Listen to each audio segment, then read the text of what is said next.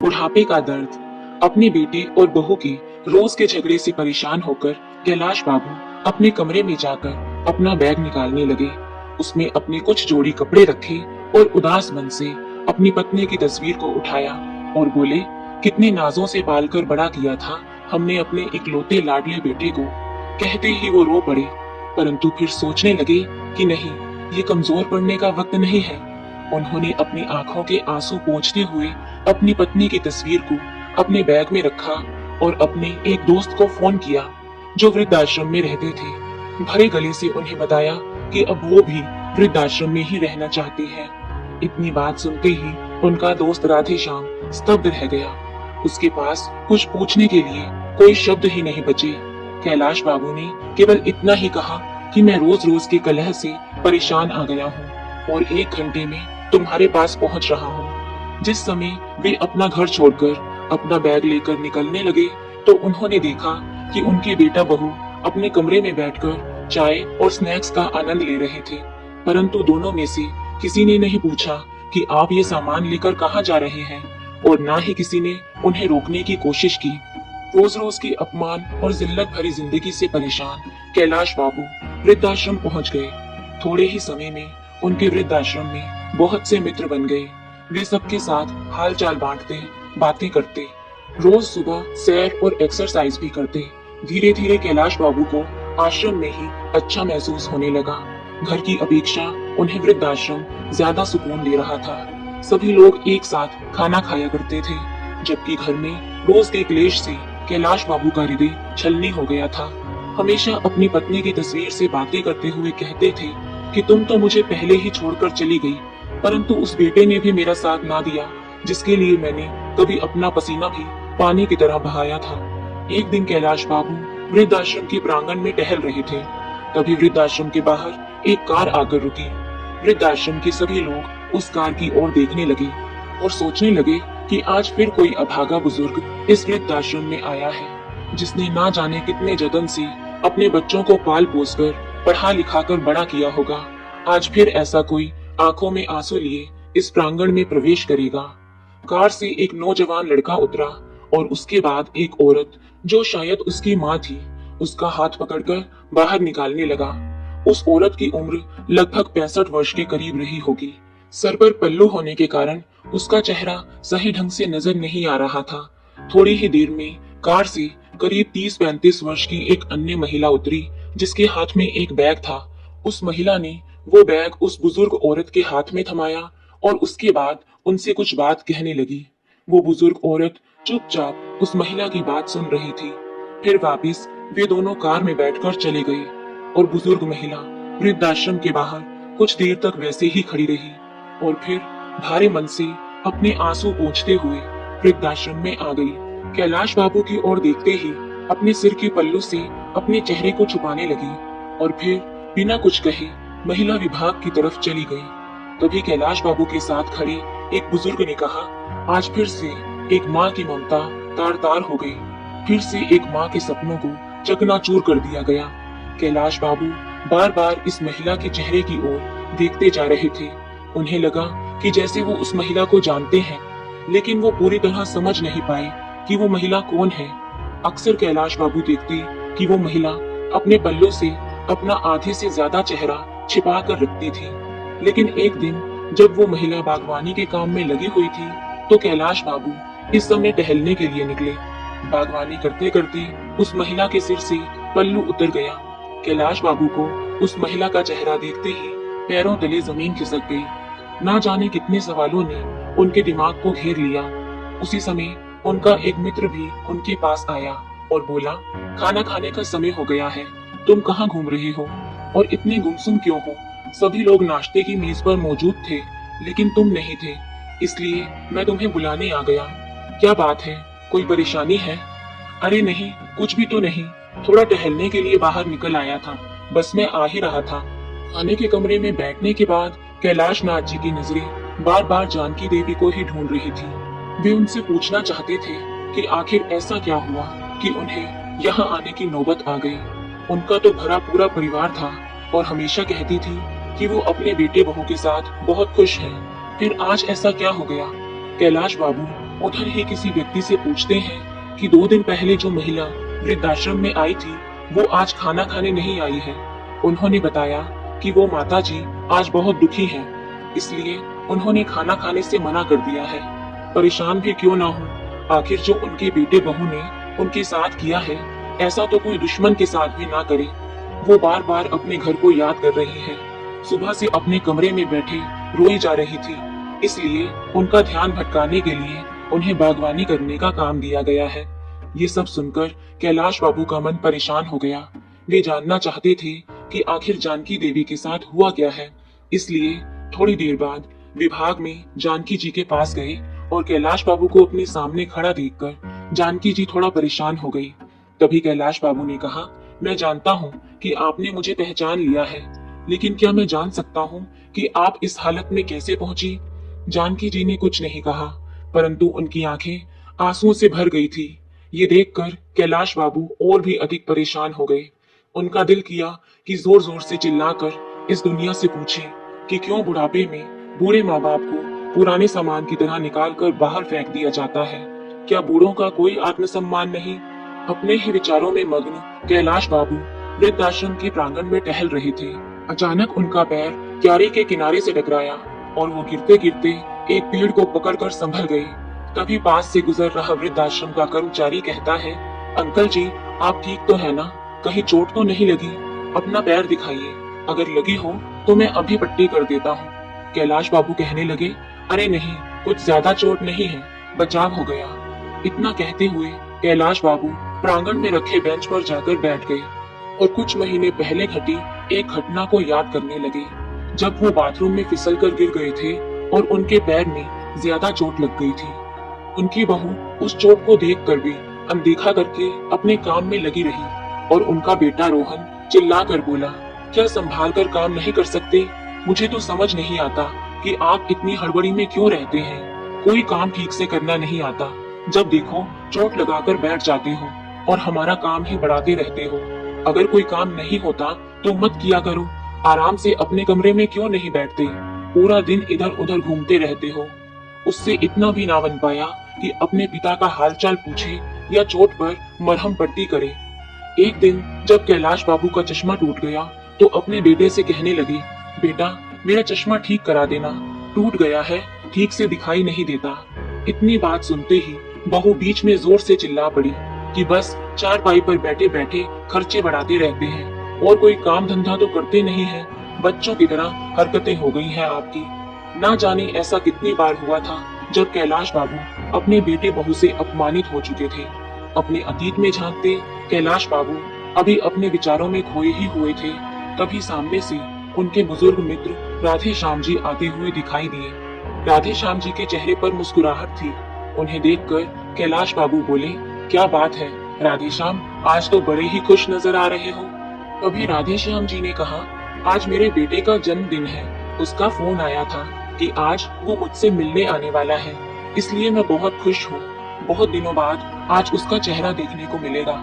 राधे श्याम जी की बात सुनकर कैलाश बाबू कुछ परेशान से हो गए और अपने मित्र से बोले, जिस बेटे ने तुम्हारी ये हालत कर दी, तुम्हें वृद्धाश्रम में छोड़कर चला गया, साल में केवल कुछ देर के लिए तुमसे मिलने के लिए आएगा, तुम उस बेटे के लिए खुश हो रहे हो?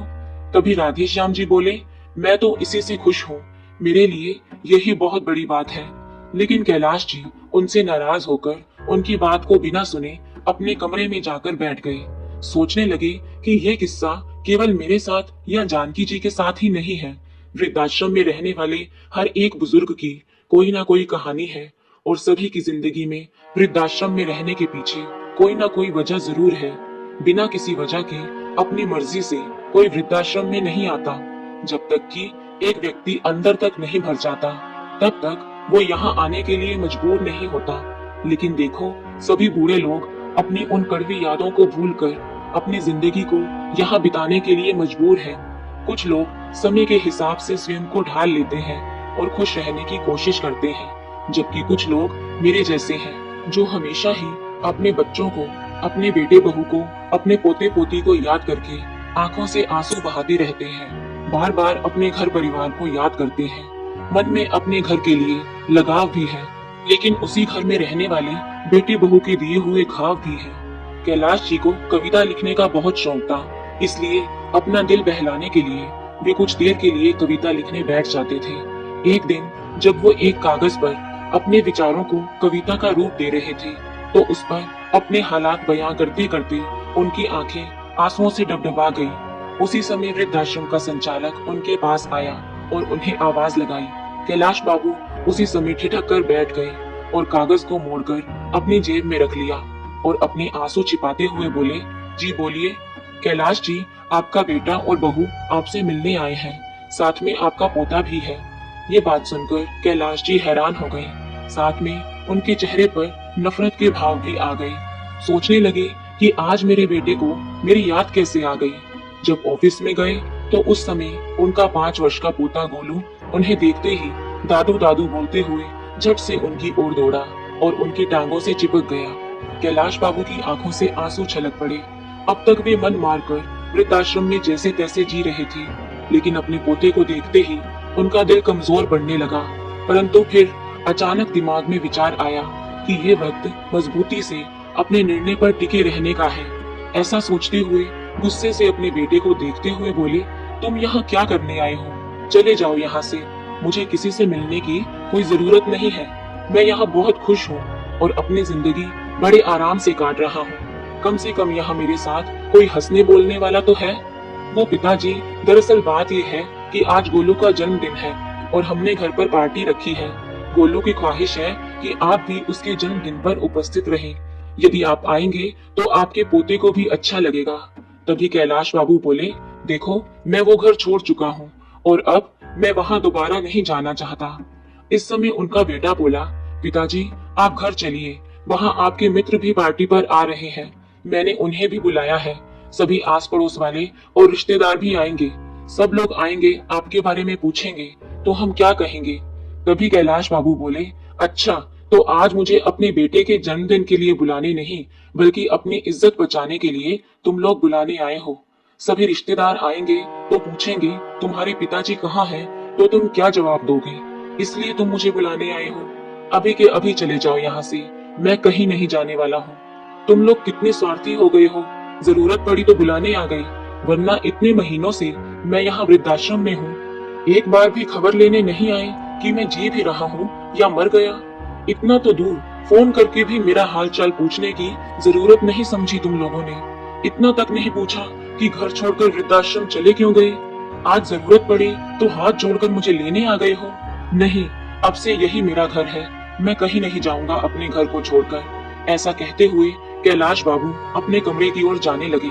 तभी बेटा और बहू दोनों ने आपस में प्लान बनाया कि पिताजी ऐसे नहीं मानेंगे, कुछ तो करना पड़ेगा, तभी हम इन्हें घर लेकर जा सकेंगे और रिश्तेदारों के ताने सुनने से बच सकेंगे। इसलिए दोनों रोनी सूरत लेकर कैलाश बाबू के पास गए और गिड़गिड़ाते हुए कहने लगे, पिताजी माफ कर दो, आपके पोते का जन्मदिन है, क्या आपको अपने पोते की खुशियों में शामिल होने का भी मन नहीं कर रहा? इतनी बात सुनकर कैलाश बाबू का दिल पिघलने लगा। तभी गोलू बोला, चलो ना दादू, बहुत मस्ती करेंगे।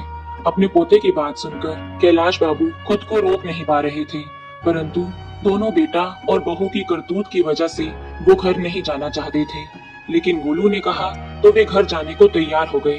फिर बोले, लेकिन मेरी एक शर्त है, मैं घर पर चलूंगा और जैसे ही गोलू का जन्मदिन हो जाएगा उसके बाद मुझे वृद्धाश्रम वापस लौटना है और तुम लोग मुझे वृद्धाश्रम तक छोड़ने आओगे। बेटा बहू इस बात के लिए तैयार हो जाते हैं। गोलू का जन्मदिन बहुत धूमधाम से मनाया जाता है। सभी रिश्तेदार और आस पड़ोस के लोग बहुत अच्छे से मिलते जुलते हैं। कैलाश बाबू के पुराने मित्र भी आज उन्हें बहुत दिनों बाद मिले, परंतु कैलाश बाबू ने किसी से कुछ नहीं कहा और हंसते मुस्कुराते हुए पूरी पार्टी का आनंद उठाया। परंतु उनके मन में कुछ विचार चल रहे थे। वे सोच रहे थे कि कल अपने बेटा बहू को जो सरप्राइज मैं देने वाला हूँ उसकी तो उन्होंने कभी कल्पना भी नहीं की होगी। जब पार्टी खत्म हुई तो बहुत रात हो चुकी थी। उस समय कैलाश नाथ जी घर पर ही रुक गए। जब अपने कमरे में सोने गए तो अपनी पत्नी सुधा की यादों में खो गए। आप भी ना, 2 रोटियों से क्या पेट भरता है, 1 रोटी तो और ले लीजिए, अभी गरम गरम सेक रही हूँ। 1 रोटी और मेरे कहने पर खा लीजिए, आप खाते हैं तो मेरे तन को लगता है। अरे नहीं सुधा, मेरा पेट पूरा भर चुका है, और कितना खिलाओगी? अपनी पत्नी को याद करते करते कैलाश बाबू सोचने लगे कि एक सुधा थी जो मुझे एक गिलास पानी भी खुद से उठाने नहीं देती थी, और एक उसकी बहू है जिसने मुझे एक एक रोटी के लिए तरसा दिया। छोटे से छोटा काम भी मुझ पर डाल देती थी। सब्जी लाने से लेकर घर की साफ सफाई तक सारा काम मुझसे करवाती थी। मुझे वो काम करने में भी हर्ज नहीं था, परंतु सब करने के बाद भी अगर घर में इज्जत ना मिले तो ऐसी जिंदगी किस काम की। अपनी पत्नी की यादों में गुम पता नहीं कब उनकी आंख लग गई। सुबह जब सोकर उठे तो देखा बेटा और बहू दोनों तैयार खड़े थे। जैसे ही वो बाहर आए तो बहू रेखा बोली, पिताजी तैयार हो जाइए, आपको वापस वृद्धाश्रम में छोड़कर आते हैं। ऐसा कहते हुए रेखा के मन में विचार चल रहे थे कि कहीं पिताजी हमेशा के लिए यही रुकने का मन ना बना ले, इसलिए जल्द से जल्द उन्हें वृद्धाश्रम में छोड़ देना ही उचित होगा। कैलाश बाबू उन्हें देखकर हैरान थे और अपने बेटे बहू की मंशा को अच्छी तरह से समझ रहे थे, इसलिए वो भी जल्दी से नहा धोकर तैयार हो जाते हैं। जैसे ही वृद्धाश्रम में जाने के लिए गाड़ी में बैठने लगते हैं, वो देखते हैं कि उनकी बहू रेखा के चेहरे पर एक संतुष्टि भरी मुस्कान थी। मन ही मन सोचने लगे कि चलो बेटा, आज तुम्हें जो सरप्राइज दूंगा उसके बाद से तो तुम वृद्धाश्रम का नाम लेना भी भूल जाओगे। कैलाश बाबू ऐसा सोचकर कार में बैठ जाते हैं। एक पल को अपने घर को निहारते हैं, फिर सोचते हैं कि ठीक है, जहाँ मन को तसल्ली मिले उधर ही रहना चाहिए। यहाँ तो बेटे बहू को मुझे निकालने की बहुत जल्दी है, तो रहकर भी क्या करूँगा। अपना वृद्धाश्रम ही अच्छा है, जहाँ मैं अपने हिसाब से खाता हूँ, अपने हिसाब से रहता हूँ और अपनी मनपसंद का काम करता हूँ। किसी की चिक चिक नहीं होती। जैसे ही वृद्धाश्रम के सामने कार रुकी तो बेटे बहू कार से उतरकर बाहर खड़े हो गए। कैलाश बाबू भी कार से निकले और अंदर जाने लगे। जाते जाते रुक गए और पीछे मुड़कर अपने बेटे बहू को आवाज लगाई। वे दोनों अपनी कार में बैठने ही लगे थे, तभी कैलाश बाबू की आवाज सुनकर रुक गए। कैलाश बाबू ने फिर कहा, वापस मत जाओ, मुझे तुम्हें किसी से मिलाना है। उनके बेटा बहू उनके पीछे पीछे चल पड़े। वृद्धाश्रम के प्रांगण में पहुंचकर कैलाश बाबू वहीं काम करने वाले एक व्यक्ति से जानकी जी को बुलाने को कहते हैं। जानकी जी जैसे ही बाहर आई, वैसे ही कैलाश बाबू का बेटा उन्हें देखकर दंग रह जाता है, और बहू रेखा को तो जैसे काटो तो खून नहीं, उसकी हैरानी का ठिकाना नहीं था। दौड़कर जानकी जी के गले लग गई और फूट फूट कर रोने लगी और बोली, माँ, आप यहाँ क्या कर रही हो? आप यहाँ कब आई और आपने मुझे बताया भी नहीं? परंतु उसकी बातों का जानकी जी ने कोई जवाब नहीं दिया। फिर रेखा बोली, मुझे तो यही लगता था कि आप भाई भाभी के साथ बहुत अच्छे से रह रही हो। कल ही मेरी भाभी से बात हुई थी, उन्होंने भी नहीं बताया कि तुम वृद्धाश्रम में हो। मैं तुम्हारे बारे में भाभी से कितने दिनों से पूछ रही थी कि माँ से बात नहीं हो रही, माँ कहाँ है, एक बार तो मेरी बात करवा दो। तो भाभी ने कहा कि तुम तीर्थ यात्रा पर गई हो, इसलिए मेरी तुमसे बात नहीं हो पाएगी। और मैंने भी मान लिया कि तुम तीर्थ यात्रा पर गई हो, लेकिन मुझे क्या पता था कि उस जालिम औरत ने तुम्हें वृद्धाश्रम में छोड़ दिया है। अपनी बेटी की बात सुनकर जानकी जी फूट फूट कर रोने लगी और बोली, बेटा, तुम्हारे भाई भाभी झूठ बोल रहे थे। मुझे 1 महीना पहले ही वो वृद्धाश्रम में छोड़कर चले गए थे। लेकिन माँ, आप मुझे फोन करके बता भी तो सकती थी, मैं तुरंत यहाँ पहुँच जाती। उन लोगों की हिम्मत कैसे हुई मेरी माँ के साथ ये सब करने की? इतना कहते हुए रेखा अपनी माँ से लिपट गई। मैं तुम्हें फोन करके कैसे बता सकती थी? जिस दिन मैं वृद्धाश्रम में आई, मैंने तुम्हारे ससुर जी को यहाँ देखा। इसका मतलब तो ये हुआ कि तुम में और तुम्हारी भाभी में कोई फर्क ही नहीं है। फिर मैं तुम्हें फोन करके तुम्हारे भाई भाभी की करतूत के बारे में क्या बताती? इतना कहते हुए जानकी जी ने उसे अपने से अलग कर दिया। तुम मेरी बेटी कहलाने के लायक ही नहीं हो, इसलिए मुझसे दूर रहो। यदि मेरे बेटे बहू ने मुझे घर से निकाला है, तो मेरी बेटी ने भी अपने ससुर को घर से निकाला है। तो कुल मिलाकर मेरी दोनों औलादें ही निकम्मी निकली। अब तो मुझे स्वयं को तुम्हारी माँ कहने पर भी शर्म आती है। एक ने अपनी माँ को घर से निकाल दिया और एक ने अपने ससुर को घर से निकाल दिया। अपनी माँ की बातें सुनकर रेखा का सिर शर्म से झुक गया।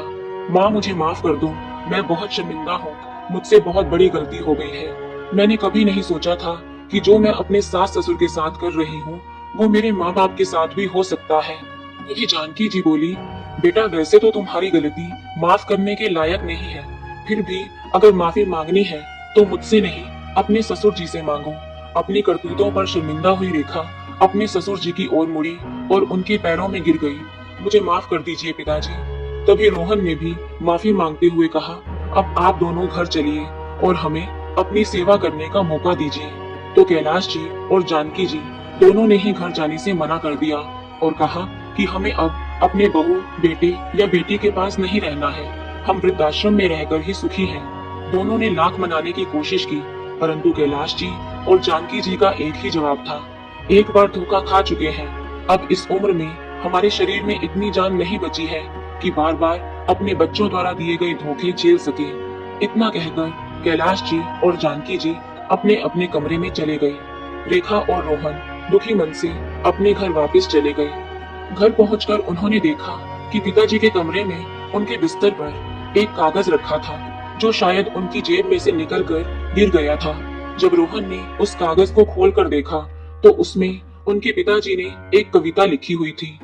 क्या किसी ने देखा है, मौत से पहले भी मौत आती है।